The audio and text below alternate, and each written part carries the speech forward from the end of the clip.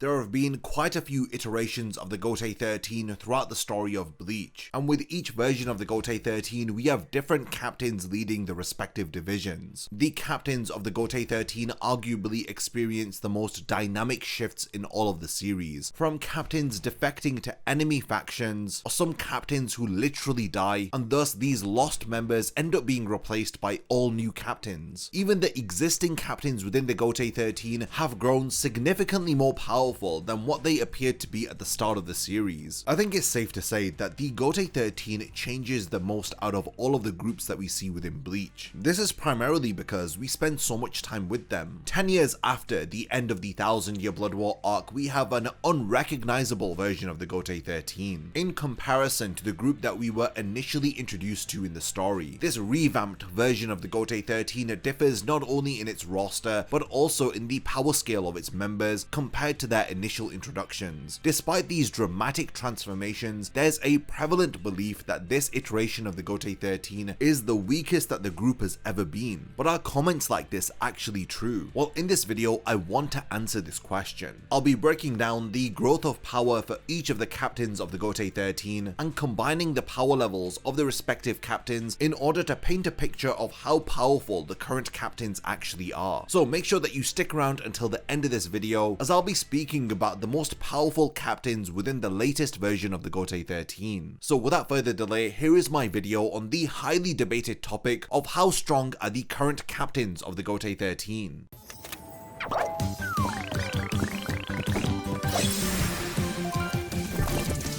Just to clarify, I'm going to be talking about the captains of the Gotei 13 who are revealed during the epilogue of Bleach, which takes place 10 years after the 1000-year Blood War arc. In order to figure out how strong this current batch of captains are, I intend to structure this video as a ranking where I go over each of the captains' best feats and rank them according to their implied strengths from these said feats. Afterwards, I'll give my thoughts as to where the overall group stands in comparison to previous versions of the Gotei 13 captains. With the explanations out of the way, let's get started with the rankings, beginning with a captain who I believe to be the weakest amongst all of the Gotei 13, and unfortunately it's Isane Kotetsu. Isane is a character who fans oftenly joke about, stating that Kubo had totally forgotten about her until the very end of the story. This is strange because despite her non-existence within the narrative, it's rather shocking that she has a very solid place in the story that might actually be worth discussing in a video of its own. But outside of her fleshed out relationships with other characters and the role that she plays within the story, Isane seems painfully hollow as a character, and this description extends to the feats that she displays on the battlefield. As a current captain within the Gotei 13, she is presumed to be a master of Kaido, which are healing techniques. In the past, she was the lieutenant of the 4th Division under Captain Unohana Retsu. Despite her long tenure, her combat record is remarkably sparse.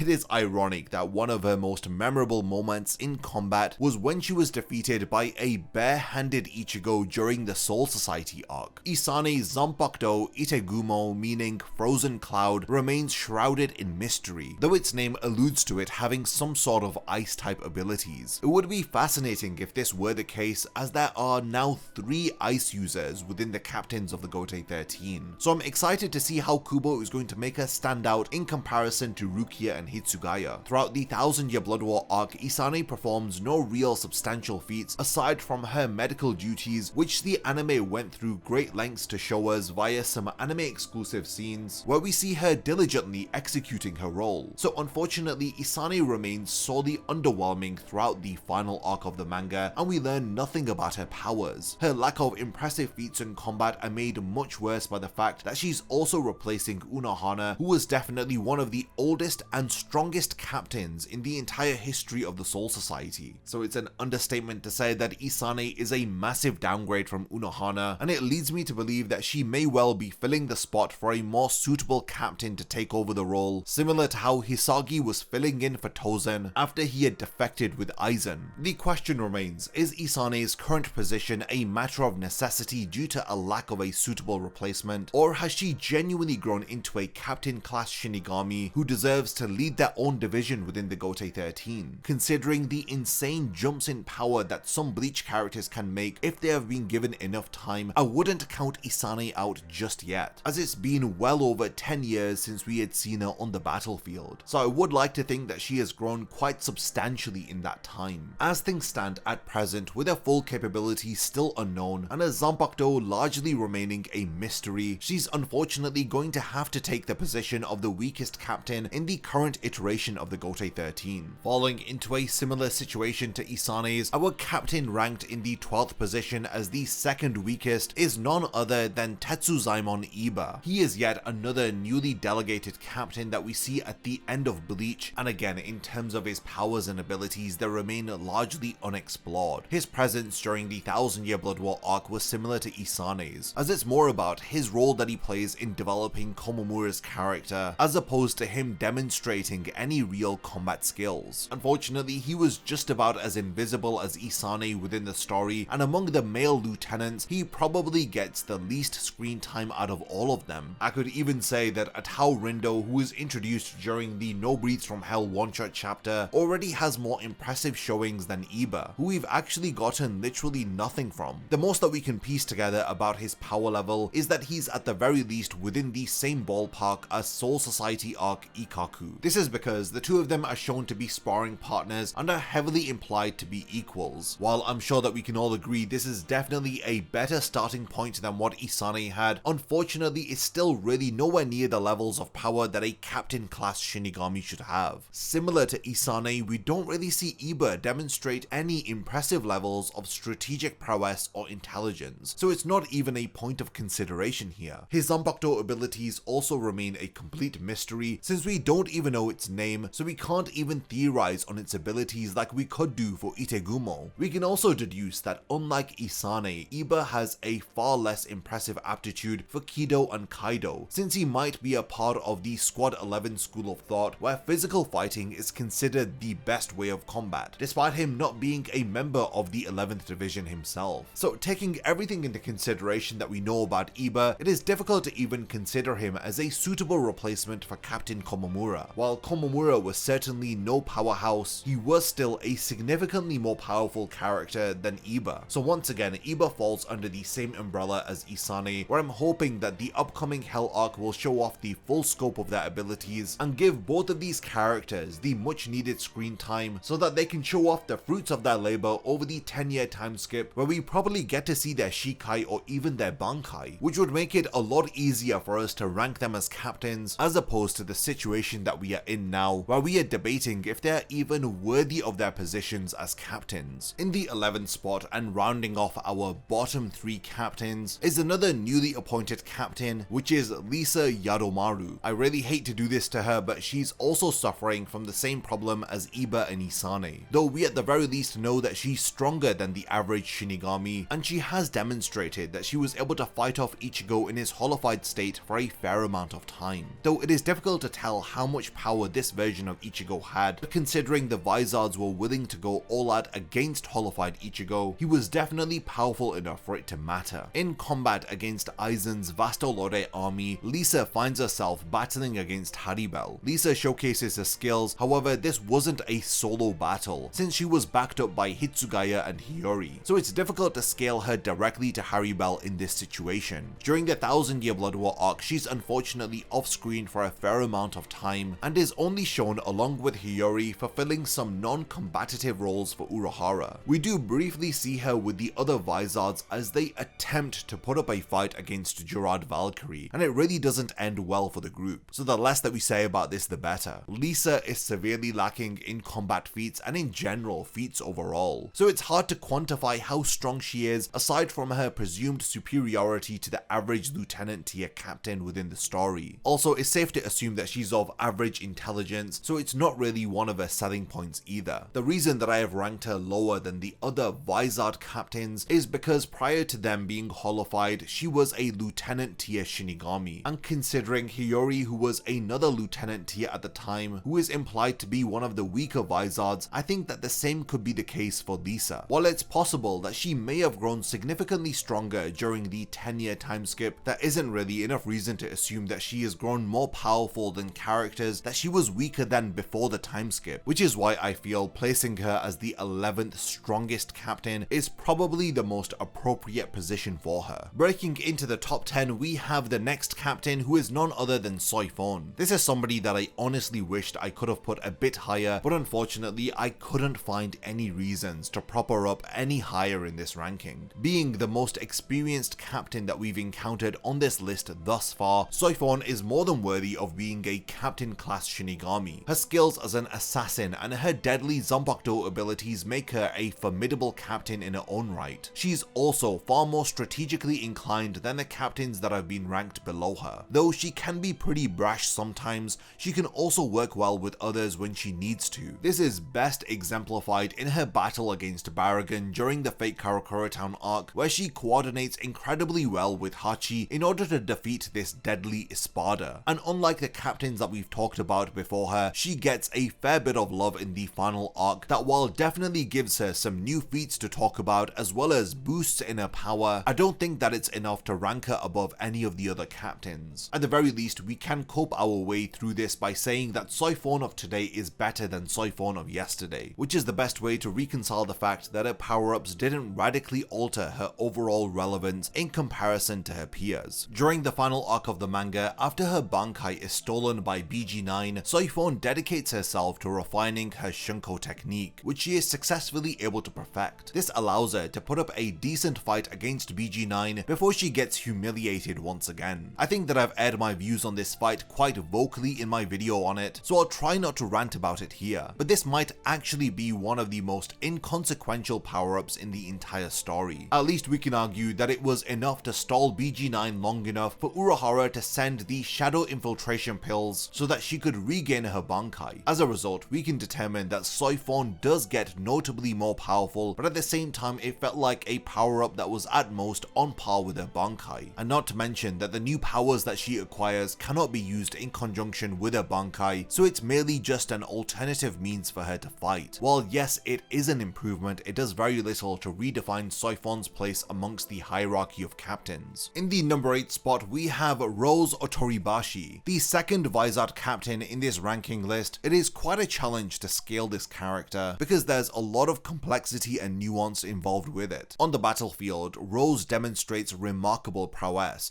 effortlessly keeping pace with a formidable opponent like Coyote Stark. Stark himself acknowledges Rose's strength during their encounter, solidifying the fact that Rose is far above being just average. His Shikai and his Hollow Mask alone had allowed him to spar evenly with Stark, highlighting his inherent power. However, during the final arc of the manga, Rose opts for using his Bankai over his Hollow Mask, a choice that, while showcasing his formidable Bankai, ends up limiting him as he performs below his fullest potential. This decision, especially against Mask D Masculine, leaves us wondering what would have happened if Rose had utilized his powers to their fullest potential, because his refusal to utilize his Hollow Mask had resulted in him fighting at half of his full potential. Rose also appears to have an extremely dramatic personality, which results in him oversharing with his opponents while he's in a fight, which is ironically the last thing that someone with a Bankai like his would want to do. This fatal flaw had resulted in him basically giving away the means to overcome his Bankai power. This is worsened by the fact that he refuses to use his Hollow Mask, which prevents him from using his full physical power, which would definitely counterbalance the strategic disadvantage that he creates for himself by oversharing crucial details about his powers with his opponents. Well, what does this all mean for Rose? Rose is still a very powerful captain, but at the same time, his reluctance to utilize his Hollow Mask makes it hard for me to rank him any higher in this list. In the number 8 spot, we have Kensei Muguruma. Kensei is another relatively strong captain who also brings a lot to the table with his powers and his Bankai. I put him above Rose for no reason in particular, since the two are interchangeable, because they performed equally against Mask, and also because this is what Rose gets for being a total clown and revealing his Bankai weakness to Mask. And yes, for all of you wondering, I still haven't forgiven him for his stupidity. In terms of Kensei, despite being a lifelong member of Fraud Academy, Kensei isn't the absolute jobber certain fans assume that he is. His initial showings don't really sell him as a top tier character by any means, since he loses to Wonderwise off screen and in general doesn't really do anything of substance within the story aside from killing Aizen's fodder Menos. Unlike Rose, he he doesn't fight any Espada, but I'm led to believe that he and Rose are still in the same power range. Without taking into consideration the power of his holification, he had performed extremely well against Mask the Masculine during the final arc. This was a version of Mask who had already received multiple power buffs from his superstar ability thanks to the fight that he had with the lieutenants prior to Kensei and Rose's arrival. Additionally, Kensei, similar to Rose, had fought against the Sternritter without his Hollow Mask, and had only used the power of his Bankai. Considering the power gained from holification is estimated to be around the same level as a Bankai, wouldn't he have benefited so much more from using it in conjunction with his Bankai? As it stands now, Kensei's performance during the 1000-Year Blood War arc isn't really representative of his full power, so it's difficult to gauge where he would fall on this list if he had utilized all of his abilities. The issue with scaling the Vizard captains is that none of them use their holification combined with their Bankai. Despite using only one power source at a time, Kensei is still strong enough to put up a fight against enemies like Mask the Masculine, which is still an impressive feat all things considered. Coming in at the number 7th spot, we have Shinji Hirako. The deeper that I get into this ranking list, the more that I'm realizing just how rough the 1000-Year Blood War arc was for the Vizards. After Shinji had returned to his original position as a captain, between the fake Karakura Town arc and the Fullbring arc, we end up seeing Shinji do, well, absolutely nothing aside from watching him run around the battlefield in different instances, of course. The anime had attempted to give him a bit more of a spotlight with his Bankai reveal, but I feel like it does very little to affect his overall performance within the 1000-Year Blood War arc, because even after these amazing anime exclusive scenes, he still ends up losing in a pathetic manner to Bambietta. Overall, Shinji is a character who occupies a very interesting position within this ranking list. He hasn't earned this spot because of his performance in the final arc, but it's rather because of his notable demonstrations of power during the earlier portions of the Arrancar arc. Firstly, he is the leader of the Vizards, and it stands to reason that he must be the most powerful member of this group of misfits. He proved that he had enough power to effortlessly overwhelm Grimmjow earlier in the story, and despite his familiarity with Aizen's powers, he still believes himself strong enough to keep up with him. Shinji is the only Vizard who goes straight for Aizen upon arrival on the battlefield, and I think that this is a testament to his strength, and it sets him apart from the other Vizards. Shinji also suffers from this issue of the Vizards not really fighting at their fullest potential, since he doesn't ever utilize his Hollow Mask after he had returned to being a captain. Maybe there's a reason for why the Vizards are not choosing to use their holification, as it may have been a requirement for them to return to the Gotei 13. So despite Shinji being one of the strongest Vizards, his displays of power are rather inconsistent, and our inability to see him fight at his fullest potential prevents him from being any higher on this ranking list. In the number 6 position, we have none other than Rukia Kuchiki, who is again a newly appointed captain who in my opinion is worth her weight in gold in terms of what she brings to the table. First of all, I think it's worth considering that she's replacing Ukitake, a captain implied to be as powerful as Shunsui Kyoraku, but Ukitake was weakened by disease, which unfortunately meant that we didn't see him display any great feats of power for the majority of the story. I think that despite Ukitake being an objectively stronger character than Rukia, it doesn't change the fact that her replacing him is an actual plus, since it's literally replacing him with someone who can actually fight, and possesses a decent enough level of power to be a solid asset to the Gotei 13 in combat scenarios. Aside from being a positive addition to the Gotei 13, Rukia actually experiences a proper evolution of her power throughout the story. During the early portions, she had remained fairly stagnant in power until the 1000-Year Blood War arc, where she gets a massive power boost after her training at the Royal Palace. Rukia unlocks the true power of Sodeno Shirayuki, and she uses its deadly powers to defeat her enemies. Now, going off of the implication of her power being at the very least equal to Renji's, we can deduce that she is easily more powerful than the Vizard captains, who all struggled against and were even defeated by relatively weaker Sternritter, which is why I have ranked Rukia above them. Rukia's new powers lie in her ability to lower temperatures. She's able to lower her own body temperature to absolute zero, and she can even lower the temperatures of other things that come into contact with her also to absolute zero. This is an insta-kill ability, since literally nothing can survive at absolute zero temperatures, and with her newly enhanced speed and strength, Rukia would have little to no problems with tagging her opponents and taking them down. And not to mention that this is Rukia about 10 to 12 years after the events of the 1000-Year Blood War arc, and she's most likely overcome the weaknesses of her true Zanpakuto's abilities and has further further refined her Bankai. We even see snippets of this future power within Rukia's character in Bleach Brave Souls, and we are aware that the developers who work on the game work very closely with Kubo, and Kubo has even contributed unique character designs as well as building upon the lore of Bleach with some of the content that features within Bleach Brave Souls. So it wouldn't be too much of a stretch of the imagination to assume that the game developers had asked Kubo on how to accurately represent Rukia's current level of power. Also, we know that it takes 10 years to master a Bankai, and Rukia's Bankai was newly revealed during the 1000-year Blood War arc, so the time skip must have given her more than enough time to work out the kinks in her Bankai. Rukia's absurdly broken Zanpakuto abilities aren't the only thing that she brings to the table, as Rukia was always an extremely talented Kido user, so it goes without saying that over the 10 years her Kido skills must have also greatly improved. This means that she is a very versatile fighter. Rukia has demonstrated that she is very intelligent and driven as a Shinigami, with her fighting spirit perfectly complementing her power level. She's a perfect example of the new generation surpassing the old in my opinion, and I will definitely die in the hill of her being the perfect replacement for Ukitake. In the number 5 spot, we have Rukia's older brother Byakuya Kuchiki. Byakuya was always a rather powerful captain, so it makes a lot of sense to see him ranked within the top 5 Gotei 13 captains. Byakuya is one of the few characters that I believe perfectly embodies what it means to be a captain. He is a talented master of pretty much every Shinigami art, even to a higher degree than I would say Rukia is, and not to mention his proficiency with his Zanpakuto powers, which are not to be underestimated. In addition to all of this, the power-up that he receives during the 1000-year Blood War arc raises Byakuya's power level to even greater heights. Following his training at the Royal Palace, Byakuya's base power skyrockets to the point that Asnod, a character who had originally used Byakuya's Bankai, had mistaken Byakuya's Shikai for a Bankai. This is due to the mere fact that the levels of power exhibited in his current Shikai rival that of his old Bankai. We see this power manifest in multiple different scenarios during the 1000-year Blood War arc. He casually defeats 3 different Sternritter with just his Shikai, and while that's very impressive, I do feel some context might be necessary. Byakuya effortlessly defeats Nanana, which I think is a fair assessment, but I don't think that it's clear-cut when talking about the other two. Byakuya only really defeated Candice because she was exhausted after fighting Ichigo, and she had run out of power seconds into the fight, and Robert Acutron on the other hand was literally in the middle of an existential crisis at the time. So while it is impressive that he had taken out 3 Sternritter, we have to take into consideration Candice's physical exhaustion and Robert's mental instability. Despite this, Byakuya still earns the praise of Lil Toto, and he even shocks Asnod with his new level of power, but I don't think that Byakuya earns a spot any higher than number 5 on this list. In addition to the incredible power of his new Shikai, his Bankai also becomes much more powerful. His improved Bankai allows him to control the blades within the Senkei phase of his Bankai all at once, as he uses a technique that he calls Ika Senjinka, enabling him to completely decimate the frozen body of Gerard Valkyrie. This is despite all of the power enhancements that Gerard had received, though I do think that it's fair to acknowledge that Byakuya was heavily assisted by Hitsugaya here, as most of Gerard's powers had been negated after he was frozen by Hitsugaya, which is why it was the most convenient time for Byakuya to use Ika Senjinka, because it's an attack that has a high level of raw power, which was enough to put Gerard down, which I think that he would have struggled to do if Hitsugaya wasn't there assisting him by freezing Gerard. I mean, he would have used Ika Senjinka a lot earlier in the fight if this wasn't the case. So while Byakuya is an undeniably powerful captain, it is also evident that a lot of his feats within the final arc require a lot of context that is mostly ignored by fans, which is why Byakuya has firmly secured the number 5th position in this list. Coming in at number 4 is the child prodigy of the Gotei 13, it's Toshiro Hitsugaya. Despite having started off the 1000-year Blood War arc in one of the worst ways possible, I think that he still manages to make a pretty massive comeback by the end of the story. Hitsugaya going into the final arc was certainly not a character that many would consider among the top 10 most powerful captains in the story, and the fact that he is ranked this high among the captains of the current story is pretty telling of just how much he grows in power during the final arc. After losing his Bankai to the Wandenreich, Hitsugaya, unlike the other captains, doesn't fall back on a new fighting style to make up for his lost Bankai, but rather he invests that time in enhancing his Zanjutsu. Unfortunately, the fruits of his hard work aren't really materialized in the manner that Hitsugaya had intended, because we only really see how much he has improved in Zanjutsu after he becomes one of Giselle's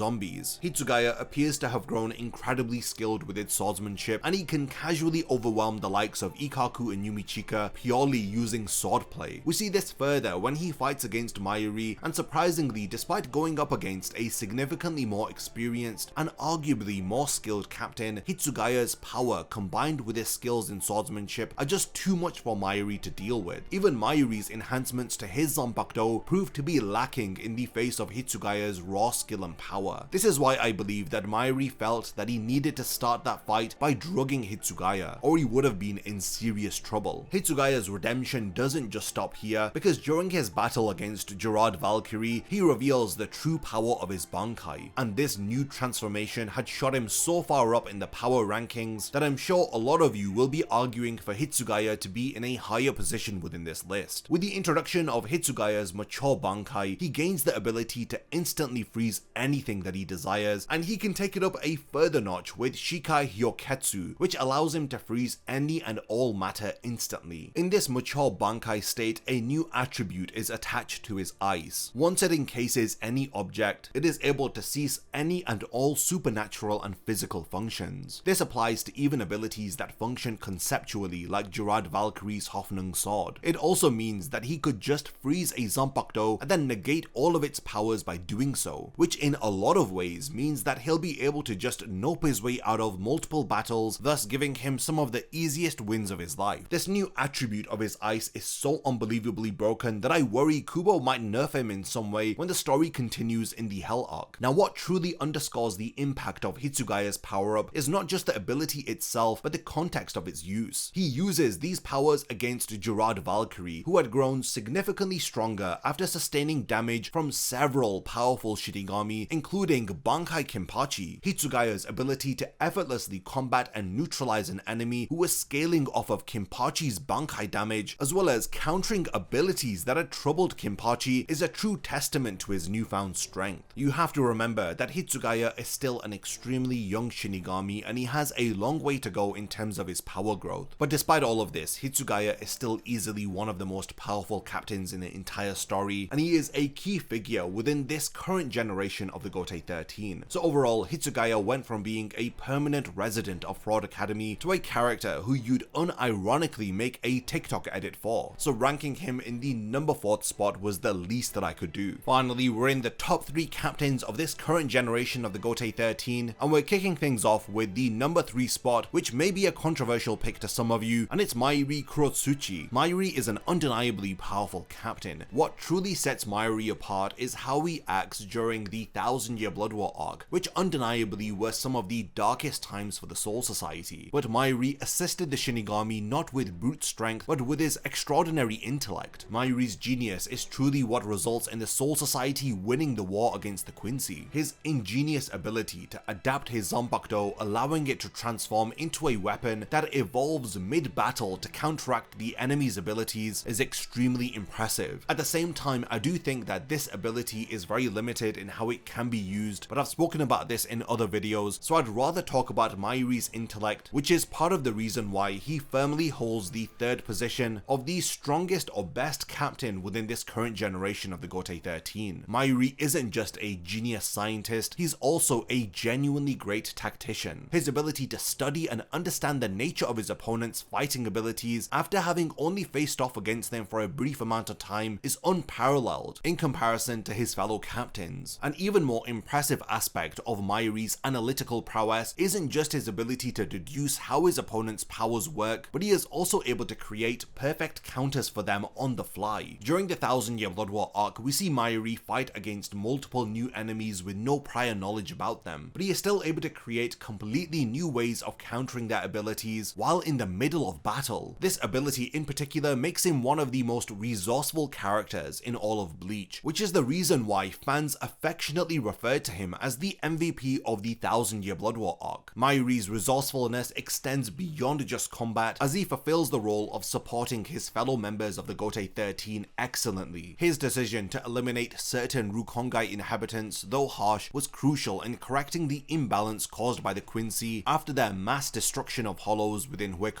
Thanks to him preemptively taking action, he had ended up saving the Soul Society before they were even aware of what they were dealing with. Mayuri's resourcefulness resourcefulness is seen throughout the first and second invasion of the Quincy, and even in the endgame of the 1000-Year Blood War arc. He's able to take extremely deadly abilities like Giselle's the Zombie and Pepe's the Love and completely remove them off of the playing field. Both of these shrifts had the potential to decisively swing the war in the Quincy's favor, but Myri's ability to not only counter these powers but also incorporate them into the Soul Society's arsenal via the formation of his Corps unit is just one example of how resourceful he is. Additionally, Myri used his deep understanding of these abilities in order to rescue and heal key characters like Hitsugaya, Rangiku, and even resurrect Kira. While it would be easy to create an extensive list of all of Myri's achievements during the final arc, I think that I have made my point clear. His value to the Gotei 13 is undeniable. He may not be the most skilled fighter, but his blend of unparalleled intelligence, resourcefulness, and strategic prowess makes him a top-tier captain, and it solidifies his ranking as one of the top 3 captains within the current generation of the Gotei 13. In the number 2 spot, earning the title of the second strongest member of the Gotei 13, it's none other than Kenpachi Zaraki. This is a character who, similar to Hitsugaya, had a really rough start at the beginning of the 1000-Year Blood War arc. Considering that he was literally beaten into a coma by Yhwach, he manages to pick himself back up and ends up having one of the biggest power boosts in the entire story, following his battle with Yachiru Unohana, where he ends up shedding all of his subconscious limitations that he has placed upon his power. Kenpachi for the first time acquires the full power of his Zanpakuto, and he finally proves to us why he is worthy of the title of Kenpachi. He impactfully returns to the battlefield with his titanic clash with Gremi Thamu, a Quincy who had the potential to wreak unprecedented havoc if he wasn't stopped by Kenpachi. It is during this fight that Kenpachi performs some of the greatest feats of strength that we've ever seen within Bleach. It's also during this fight that we see Kenpachi release his Zanpakuto for the very first time. He uses the immense power of his Zanpakuto Nozarashi as he is able to overcome literally everything that Gremi throws at him. A standout moment during his battle against Gremi is when Kenpachi handles a colossal meteor. This was larger in size than the entirety of the Serete, but Kenpachi with a single mighty slash of his Zanpakuto was able to disintegrate this giant meteor effortlessly. Nozarashi's power to cut isn't just limited to physical objects, as we even see the Zanpakuto being used to cut space itself. Finally, I personally believe that one of the most underrated feats of this entire fight has to be what unfolds before Gremi is defeated. Towards the end of their fight, Gremi gets desperate to defeat Kenpachi, as he attempts to grant himself the same level of power as Kenpachi by using the powers of the Visionary to imagine himself as strong as Kenpachi. This, however, backfires on him massively, proving that Kenpachi's raw strength and power is too much for him to handle, because just imagining the raw strength of Kenpachi is enough to kill Gremi. This is definitely a one-of-a-kind feat that we haven't seen before or since within Bleach, and it's one that I feel like should get a lot more appreciation from fans. Kenpachi's insane feats don't just stop here, as he goes on to unleash the deadly powers of his Bankai against Gerard Valkyrie, and despite failing to defeat him, his performance against this behemoth of a Sternritter is worth noting. Kenpachi's feats of strength extend beyond the manga. When the Soul Society confronts the daunting power of Hikone, Kenpachi is unanimously recognized as the only Shinigami capable of rising to the challenge. The Can't For Your Own World light novels showcase Kenpachi being strong enough to go against the full might of Hikone without even resorting to using his Bankai, and later he even ends up defeating the formidable Iko Mikidomoe after the Hollow had regained his true name and power. The story has confirmed that Kenpachi is stated to be the strongest Shinigami alive at the moment, and I wholeheartedly endorse this title that he has earned. In order to stand above the other captains of the Gotei 13, it takes much more than just raw strength and power. This is why I believe that the overall strongest captain of the Gotei 13 is none other than their leader Shunsui Kyoraku. Shunsui massively steps up during the 1000-Year Blood War arc after succeeding head captain Yamamoto following his death in the first Quincy invasion. His different and unorthodox leadership style and his constant refusal to view the world in a black and white manner is what saves the Soul Society in its darkest hour. There was no way that the previous head captain Yamamoto could have considered to even get help from Aizen, nor would he have allowed the defected Quincy to fight alongside the Shinigami. Shunsui is the living definition of a utilitarian, and it's this exact style of leadership that the Soul Society was needing. Shunsui is not just an extremely skilled tactician, he's also an immensely powerful Shinigami. He has one of the most most versatile Zanpakuto that we have ever seen, as it allows him to work around extremely powerful abilities like Lil Barrow's X-Axis. And if his Shikai isn't enough to finish the job, then his Bankai is more than powerful enough to seal the deal. Its deadly hacks and broken abilities had almost killed Lil Barrow, who only ended up surviving because of his own extraordinary abilities. Overall, Shunsui is the best of both worlds. He manages to bring levels of power that could rival the likes of Yamamoto, and his tactical prowess that could even rival Mayuri's, along with having the right approach when it comes to going about his duties. He is not traditional and old-fashioned like Yamamoto, and he is much more understanding than him. Shunsui holds little regard for customs and traditions when it comes to a task that needs to be done. It is the combination of all of these factors which lead me to believe that Shunsui Kyoraku is easily the strongest member of this current generation of the Gotei 13. His balanced mastery in Shinigami arts, as well as his impressive combat skills and an almost invincible Bankai, results in Shunsui being a practically unbeatable force. Now, after having gone over every single one of the captains from this era of the Gotei 13, let's answer the question of whether of this generation is truly the weakest. And if I'm being as honest as possible, the answer is an easy no. While this iteration of Gotei 13 captains may lack balance when it comes to its number of powerful members, it makes up for it in the sheer quality of power of some of its members. This current version of Kinpachi Zaraki alone is worth more than half of the members of the older eras of the Gotei 13. Similarly, Hitsugaya's current level of power is arguably on par with Kinpachi's, given his ability to effortlessly defeat opponents who not only matched Kinpachi's Bankai level, but were even able to overpower him in his Shikai state. So I believe that this positions adult Hitsugaya well above legends like Unohana, and possibly even above Yamamoto, and arguably even on the same level as Aizen. In the end, it's true that this version of the Gotei 13 has the least number of heavy hitters, but the few numbers of heavy hitters that it does have make up for it in spades. And if anything, this is easily one of the strongest group of captains that we've ever seen in the history of the series. So we've reached the point of the video where I want to hand over the discussion to all of you. Do you agree with my ranking of the current era captains of the Gotei 13? If you disagree with some of my placements, then let me know in the comments, and I'd love to read your rankings for this new generation of Gotei 13 captains. It was truly fascinating trying to analyze and break down where each of them stand in this list, so I really look forward to seeing all of your takes on this particular topic. Lastly, thanks for making it to the end of this video, and I cannot wait to see you in my next Bleach video.